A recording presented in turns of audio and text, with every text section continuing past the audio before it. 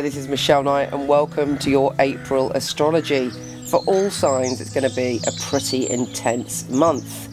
It's a month of going backwards and dealing with the past, as not only do we have Mercury going retrograde, we have Pluto, Lord of Transformation, going retrograde, and we have Mars, planet of action, going retrograde, going backwards. We're all being pulled into the past. On top of that, we have an incredible star of David. Now, some astrologers may disagree with me, but if you count Vesta and Juno, we do have a Star of David, and I believe we can tune into that energy. Here is your very magical April astrology. I heard you say, meet you in the long grass, something good at long last, and we're away. This month is a lot to do with relationships, your personal relationships, your love relationships, your connection to the people in your life that are important. And it's also very well aspected for you when it comes to love, as we have Venus, the planet of love, entering your position of relationships. So obviously that's a double winner for you. You're like, yeah baby, win-win. My ruler in the position of relationships, bring it on.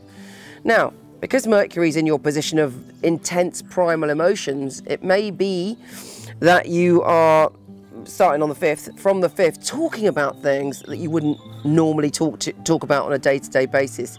You may be talking about life, death, rebirth, money, power, obsession, all of these things. You're having very intense conversations with someone. Maybe that somebody reveals a deep, dark secret to you.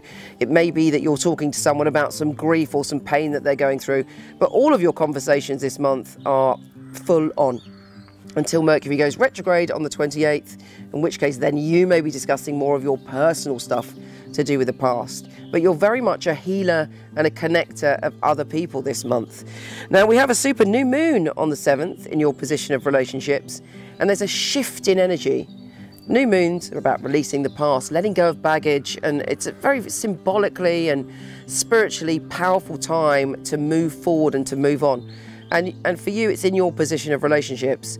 If a relationship isn't working, perhaps you're letting go of it, perhaps you're perceiving relationships differently, perhaps you're ready for a new start when it comes to relationships. It's a great day to put out your wishes for love on that day as well, because it has some potent magic to it. Now, Venus is also trining Mars on the 12th, which makes a frisky and joyful day for love for all of us, and particularly for you. And there may be some interesting communication from someone about love. Now, on the 13th, it's the Star of David and the mystic rectangle. Some astrologers may not agree with me, but I'm very passionate about Vesta and Juno, and I believe that this energy coming together like that is very profound, very important, and helps shift our vibration in a very intense way. And for you, it is quite deep, and it is making you look at your home, your family, your sense of stability in the world, and your deepest, darkest beliefs. For everybody, it's going to be different.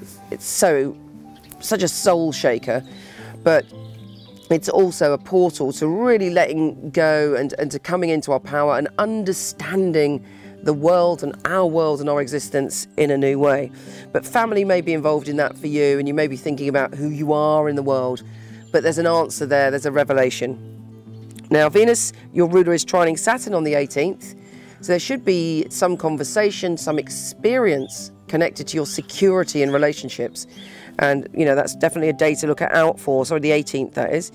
And on the 19th, Venus is squaring Pluto. You may have to look at the balance of power to do with your personal relationships and your family, or maybe family in connection to your relationship.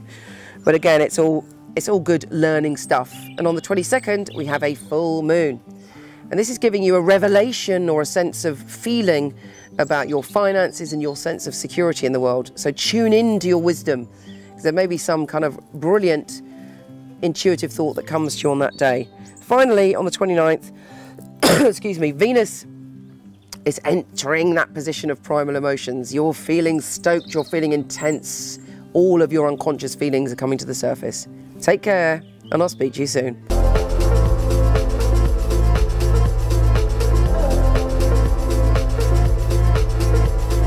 If you like this, please come to my website where there's thousands of articles from psychic to soulmate and lots of free tarot readings, www.michelleknight.com.